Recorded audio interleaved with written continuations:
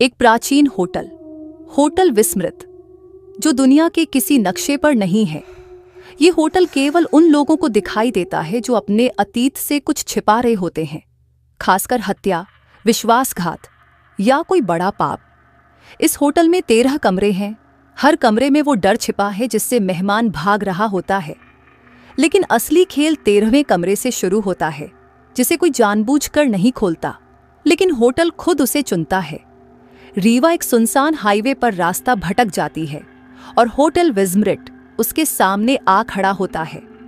वो सोचती है कि ये कोई पुराना होटल है, पर जैसे ही वो अंदर जाती है, उसका भाइया जो मरा हुआ है लॉबी में खड़ा होता है। रीवा राठौड़, एक जानी मानी क्राइम रिपोर्टर, हमेशा दूसरों की कहानियां उजागर करती थी। कातिलों का पर्दाफाश, लापता लोगों की खोज या फिर किसी रहस्य का भंडाफोड़। लेकिन इस बार कहानी उसकी अपनी थी और वो खुद उस रहस्य का हिस्सा थी जिसे वो समझ ही नहीं पाई। उस रात जब वो अपने भाई रोहन की अचानक हुई मौत की तहकीकात करने निकली तो रास्ता भटक गई। उसका जीपीएस काम करना बंद कर चुका था और हाईवे के किनारे सिर्फ एक पुराना धूल से ढंका साइन बोर्ड था जिस पर फेडेड अक्षरों में लिखा था, होटल विस्मृत, वैकेंसी ऑलवेज ओपन। वो ठंडी हवा जो रात के सन्नाटे को चीरती थी कुछ कह रही थी, पर रीवा ने सुना नहीं। होटल पुराना था लेकिन रहस्यमय तरीके से साफ सुथरा। लॉबी में एक पुरानी ग्रैंडफादर क्लॉक चल रही थी, लेकिन हर घंटे की आवाज एक चीख जैसी लगती थी। वेलकम मिस रीवा राठौर, एक आवाज आई। रीवा चौंकी। सामने खड़ा था एक बेल बॉय जिसकी आंखें पूरी तरह काली थीं, चेहरा बिना किसी उम्र के, न बूढ़ा न जवान। मैंने तो बुकिंग नहीं करवाई थी, रीवा बुदबुदाई। बेल बॉय मुस्कुराया। होटल विस्मृत में कोई बुकिंग नहीं करता, यहाँ सिर्फ वो आते हैं जो चुने जाते हैं। रीवा को कमरा नंबर 7 दिया गया। जैसे ही उसने दरवाजा खोला, कमरा बदल गया। वो अपने बचपन के घर में थी। उसका भाई रोहन कमरे के कोने में खड़ा था, आंखों से खून बहता हुआ। तूने मुझे मारा दीदी, उसकी आवाज कानों में गूंजने लगी। रीवा चीख पड़ी और दरवाजा बंद कर दिया। जब दरवाजा दोबारा खोला, वो वापस होटल में थी। बेल बॉय बाहर खड़ा मुस्कुरा रहा था। हर कमरे में एक सच है, क्या आप तैयार हैं 13वें कमरे के लिए? होटल के बाकी मेहमान अजीब थे। कोई लगातार खिड़की से कूदने की कोशिश करता, कोई आईने से बात करता, कोई कमरे से बाहर नहीं निकलता। इंस्पेक्टर दानिश से उसकी मुलाकात हुई, एक बूढ़ा पुलिस अफसर जो 20 साल पहले गायब हो गया था। मैं भी ऐसे ही किसी केस के पीछे यहाँ आया था, उसने कहा। अब बाहर जाने का कोई रास्ता नहीं, सिर्फ एक तरीका है, 13वां कमरा। क्या है वहां? रीवा ने पूछा। जहां से कोई लौटकर नहीं आया। 12वें कमरे में रीवा ने देखा एक सीसीटीवी फुटेज जिसमें वो अपने भाई को धक्का देती है। वो यादें लौटने लगी। उसने कभी नहीं चाहा था कि ऐसा हो, लेकिन एक बहस, एक धक्का और रोहन की जान चली गई। जैसे ही वो फुटेज देख रही थी, बेलबॉय ने दरवाजा खोला। अब समय आ गया है। कमरा 13 होटल की सबसे ऊपर की मंजिल पर था, लेकिन वहां कोई सीढ़ियां नहीं जाती थीं। वो दोनों लिफ्ट में गए और जैसे ही दरवाजा खुला, रीवा एक सुनसान रेगिस्तान में थी। आसमान काला, जमीन धूल से भरी और सामने उसका आत्मा रूप। तू क्या बन सकती थी अगर तुझमें इंसानियत बचती, उस रूप ने कहा। और फिर शुरू हुआ मानसिक युद्ध। रीवा बनाम रीवा। होटल का असली चेहरा खुलता है। ये होटल एक जिंदा इकाई है जो पाप, अपराध, पछतावे और गहरे राजों से पनपता है। ये लोगों को तब बुलाता है जब वो खुद से भाग रहे होते हैं। रीवा अपना सच स्वीकार करती है, लेकिन होटल ने फैसला कर लिया था, हर सच के बाद एक कीमत देनी पड़ती है। अंत में इंस्पेक्टर दानिश की आत्मा मुक्त हो जाती है और उसकी जगह रीवा नए बेलबॉय के रूप में होटल का हिस्सा बन जाती है। बहुत बढ़िया। अब कहानी वहीं से आगे बढ़ाते हैं जहां रीवा 13वें कमरे में दाखिल होकर अपने आत्मा रूप से टकराई थी। अब से शुरू होता है होटल विस्मृत का असली चेहरा और वो मोड़ जो सब कुछ बदल देता है। रेगिस्तान में चारों तरफ सन्नाटा था। आसमान काले धुएं से भरा, जैसे तूफान आने वाला हो, और ठीक सामने खड़ी थी रीवा की परछाई। सफेद आंखें, दरारों से भरा चेहरा और कांटों से बनी एक मुकुट पहने। तू जानना चाहती थी ना कि तू असल में क्या है, वो परछाई बोली। रीवा कांप उठी लेकिन जवाब दिया, मैं सच जानना चाहती थी, अपने गुनाह का सामना करना चाहती थी। तो कर, आत्मा रूप चीखी और हवा में बवंडर उठ गया। तभी होटल की दीवारें भी उस रेगिस्तान में उभरने लगी। रीवा को अब दिखा, होटल कोई इमारत नहीं, एक जीवित प्राणी है। उसके हर कमरे में एक आत्मा बंद है, हर दीवार में एक अपराध। होटल विस्मरिट असल में एक सजा याफ्ता दुनिया है जो उन लोगों को खींचता है जिनकी आत्मा अपराध बोध में सड़ रही होती है। हर मेहमान का सामना उसी डर से होता है जिससे वो जीवन भर भागता रहा। इंस्पेक्टर दानिश अपनी बेटी की मौत के लिए जिम्मेदार था। एक महिला जो आईने से बात करती थी, उसने खुद को मार दिया था। वो आदमी जो खिड़की से कूदता रहता था, असल में कई बच्चों का हत्यारा था। रीवा भी अब जान चुकी थी, उसका भाई रोहन मरा नहीं था, बल्कि होटल ने उसे भी निगल लिया था।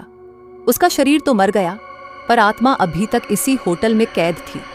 अब होटल रीवा से एक आखिरी सवाल पूछता है, तू अपने अपराध को कबूलती है, पर क्या तू इसकी कीमत चुकाने को तैयार है? रीवा जवाब देती है, हाँ। तो अपनी जगह किसी और को दे। रीवा चौंकी। तभी लिफ्ट से एक नया मेहमान आता है, एक महिला जिसकी आंखों में वही खोया सा डर था। रीवा समझ चुकी थी, ये होटल कभी खाली नहीं रहेगा, कोई न कोई हमेशा यहाँ आएगा, लेकिन कोई तो होना चाहिए जो उन्हें गाइड करे या जेलर बने। रीवा अब होटल की लॉबी में खड़ी है, काले बेलबॉय सूट में। उसकी आंखें अब गहरी और खाली हैं। दरवाजा खुलता है, नया मेहमान अंदर आता है।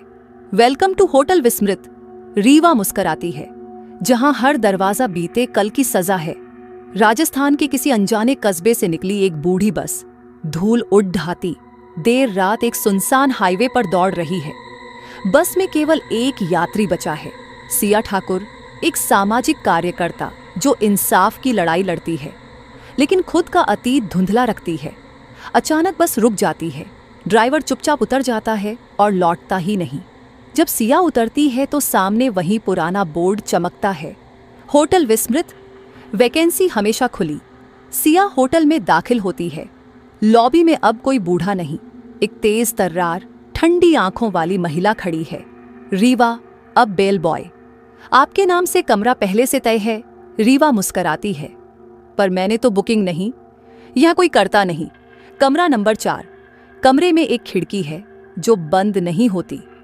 बाहर एक आदमी लटकता दिखाई देता है, जैसे खुद को फांसी दी हो, पर उसकी आंखें सीधी सिया को घूर रही हैं। कमरे की दीवारें सिया के पुराने केस से जुड़ी घटनाओं से रंगी हैं। एक लड़की जिसकी सिया ने आवाज बनी थी, लेकिन जिसे मार दिया गया। केस जीत लिया गया, पर सच्चाई छिपा दी गई। रीवा कहती है, होटल विस्मृत में हर आवाज को दोबारा सुना जाता है, पर सजा भी दी जाती है। सिया को लगता है वह सपने में है, लेकिन हर बार जब वो बाहर जाने की कोशिश करती है, लॉबी में वापस पहुंच जाती है। होटल के गलियारों में हर दरवाजा एक केस है। रूम 1, एक बच्चा जिसने खुद को दोषी समझकर जान दे दी थी। रूम 9, एक जज जिसने रिश्वत लेकर गलत फैसला सुनाया था। रूम 13, अभी भी बंद, लेकिन धड़क रहा है। सिया को आवाजें सुनाई देती हैं, वो लड़की तुझे पुकार रही है। वो उस लड़की की आत्मा से मिलती है जो उसे माफ नहीं करती। तूने मेरी लड़ाई सिर्फ नाम कमाने के लिए लड़ी थी। होटल का आईना अब चकनाचूर हो रहा है। हर शीशे में सिया का एक रूप दिखता है, एक जो सच्चाई छिपाती है, एक जो खुद को भगवान समझती है, और एक जो होटल विस्मृत की अगली जेलर बन चुकी है। रीवा अब खुलकर कहती है, तू सच में इंसाफ चाहती है तो खुद पर चलाना होगा वो फैसला जो दूसरों पर चला रही थी। सिया को दिखाया जाता है उसका असली अपराध। उसने एक मासूम को फंसाया ताकि असली दोषी को बचाया जा सके, क्योंकि वो एक बड़ा राजनेता था। 13वां कमरा खुलता है। अब वहां कोई रेगिस्तान नहीं, बल्कि सिया के बनाए झूठों की एक अदालत है। हर बयान, हर तर्क उसकी आत्मा पर चोट करता है। अब चुनाव उसका है, या तो वो पूरी जिंदगी के लिए इस होटल का नया दरबान बन जाए, या खुद को उसी कमरे में बंद कर दे जहां वो लड़की कैद है। सिया मुस्कुराती है, पहली बार सच्चे पछतावे से। मुझे मेरी सजा मंजूर है, पर मेरी आत्मा उसे सच दे सकती है जो अब भी इंतजार में है। होटल विजमरिट की लाइट्स फिर जगमगाती हैं। कमरा नंबर 4 अब खाली है। रीवा और सिया दोनों लॉबी में हैं। 2 बेल बॉय। दरवाजा खुलता है। इस बार अंदर आता है एक यूट्यूबर जो अबैंडन्ड प्लेसेस एक्सप्लोर करता है। उसके कैमरे की लाइट जलती है और वीडियो शुरू होता है। एक्सप्लोरिंग हॉन्टेड होटल, दे से यू नेवर रिटर्न। राजस्थान की वीरान सड़कों पर एक SUV तेजी से दौड़ती है। अंदर है रोनी सिंह, एक फेमस यूट्यूबर जो हंटेड इंडिया नाम की सीरीज चलाता है। तो दोस्तों, आज हम आपको दिखाने जा रहे हैं इंडिया के सबसे भूतिया होटल को, होटल विस्मृत।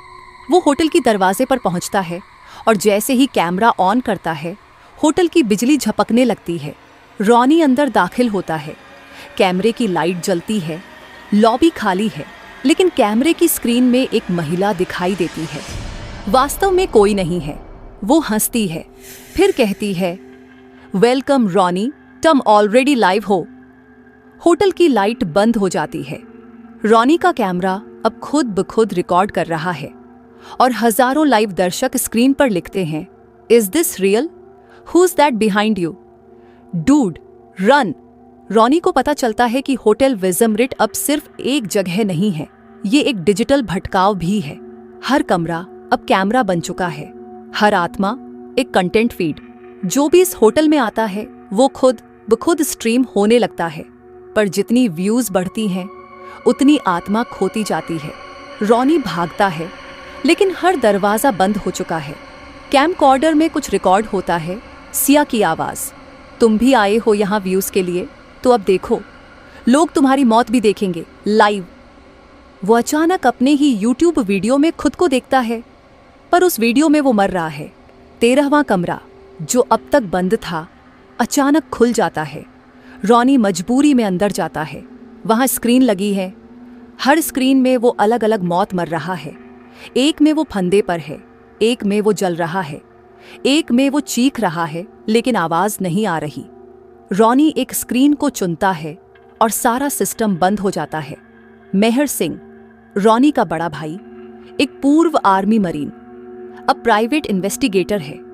जब रॉनी गायब होता है और होटल से उसकी लाइव स्ट्रीम खत्म हो जाती है, तो मेहर हफ्तों तक सरकारी दरवाजे खटखटाता है। कोई सुनवाई नहीं। पर एक दिन रॉनी की घड़ी वापस मिलती है, लेकिन घड़ी चल रही होती है। घड़ी की स्क्रीन पर लिखा है 10:13, रूम स्टिल ओपन। मेहर होटल विस्मृत में बिना कैमरे बिना फोन के दाखिल होता है। जैसे ही अंदर आता है, हर इलेक्ट्रॉनिक चीज बंद हो जाती है।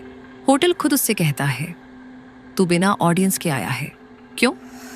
मेहर फुसफुसाता है, मैं अपने भाई को लेने आया हूं, बस वो चाहिए, तू नहीं। रीवा प्रकट होती है, अब और भी वृद्ध और ज्यादा भयानक। तेरे जैसे लोग सबसे खतरनाक होते हैं, जिनका डर मुंह से बड़ा होता है।